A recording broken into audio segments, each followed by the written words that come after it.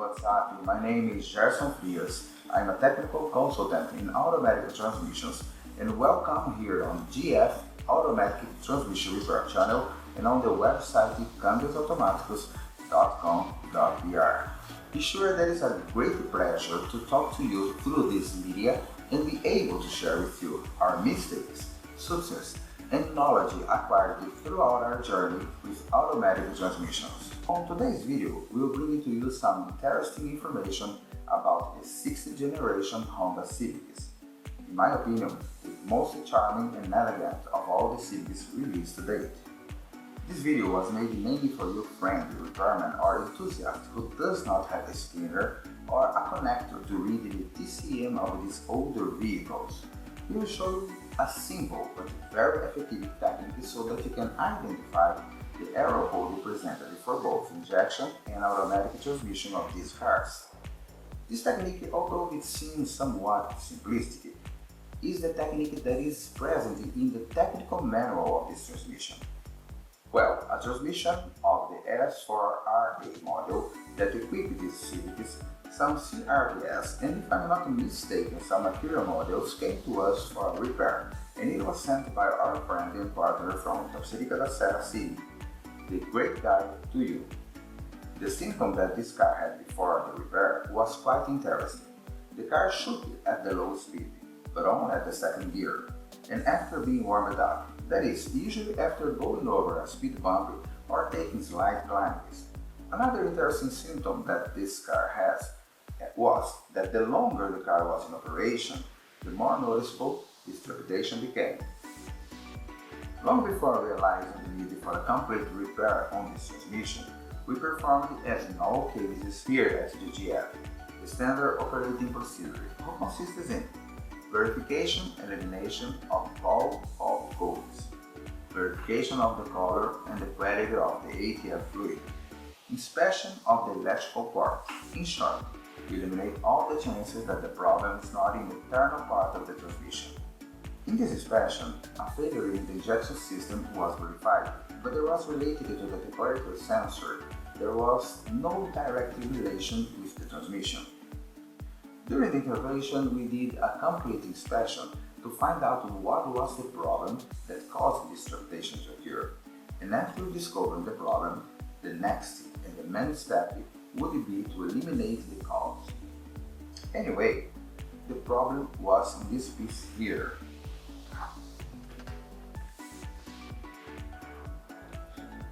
The regulator valve body, which is responsible for controlling the ATF flow coming from the hydraulic pump and responsible for controlling the line pressure too.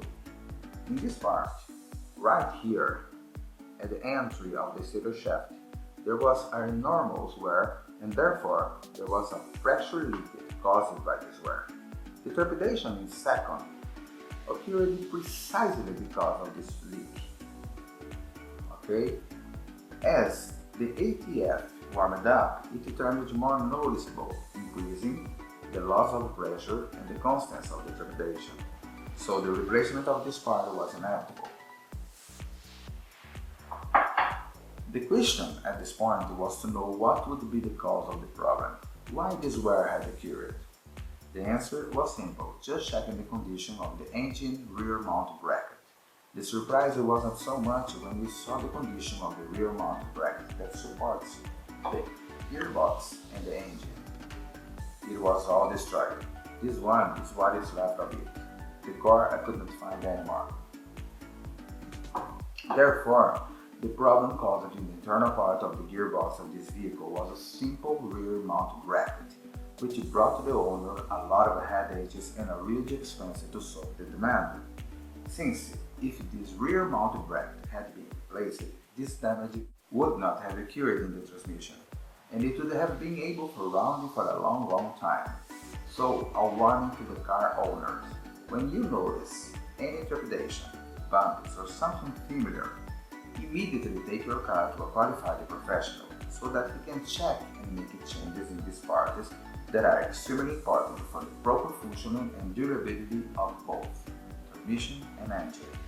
After the transmission has been opened and the problem found, The process for remanufacturing this and any other transmission here at the GF is to replace all seals, sealing rings, filter, ADF fluid, and even if no air is found on the composite discs, they should never be reused, especially in Honda and Toyota transmission. It is recommended to replace all of them. So, the steel discs, however, if they are not worn out, they can be maintained.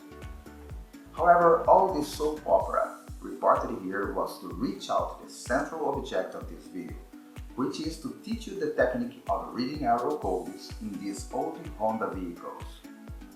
After the transmission was completely repaired and placed back with everything connected and ready for the test driving, behold, when turning the key to the on position before restarting it, we immediately found that the vehicle was already entering into emergency. That is, the D4 light was flashing. Anyway, we started the car and did the road test, which showed us the following symptoms. Jerkings when engaging R reverse.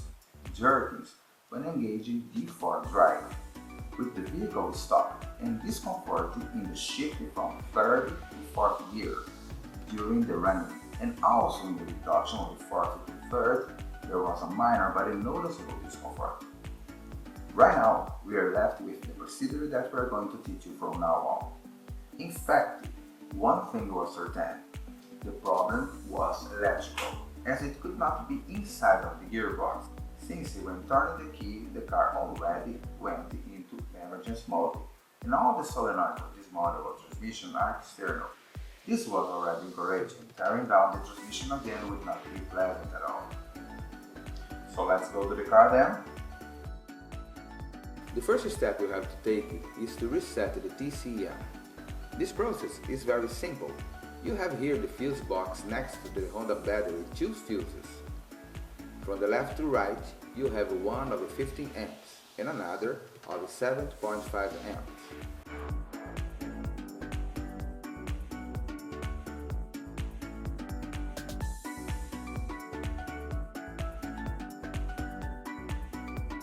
What you have to do is to remove the 7.5 amp fuse, and after doing that, you wait about 10 seconds and then you can reinsert it back.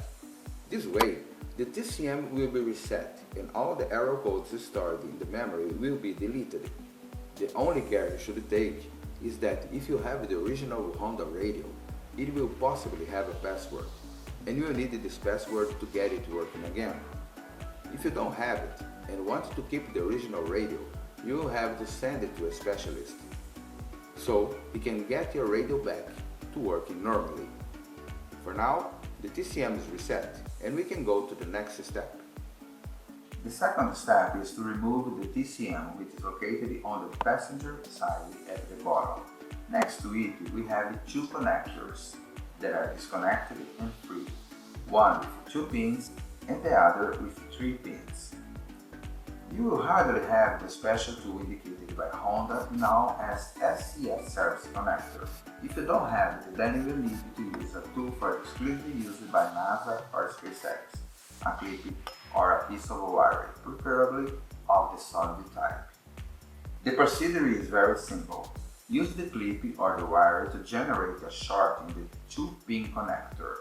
After doing this, turn the key to the on position without starting it.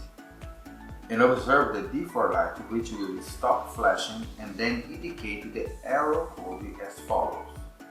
Long flashes that will be equivalent to increments of 10, and short flashes that will be equivalent to increments of 1. Imagine, for example, that the D4 light presents 2 long flashes and 3 short flashes, so the error code will be 23. The same occurs for injection errors, with the difference that is the injection light that will flash on the same way. Well, D4 then presented us with error number 16, OTB2 code 1768. And looking at the errors table in the transmission technical manual, We found errors with the linear solenoid. So let us see what are the symptoms that are presented by the transmission regarding errors with this solenoid. Well, Looking at the manual, we came to the conclusion that the symptoms are exactly the same with this specific error code. So, after checking and concluding that the transmission error was in the solenoid, we inspected and all the wiring from the module to the solenoid.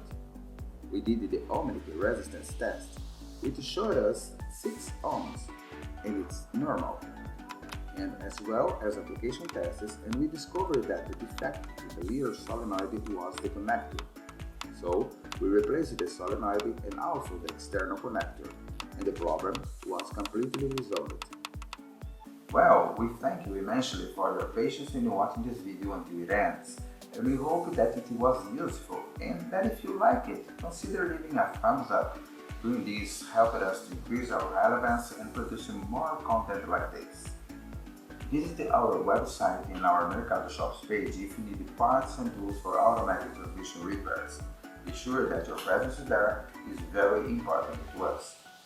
See you on the next video.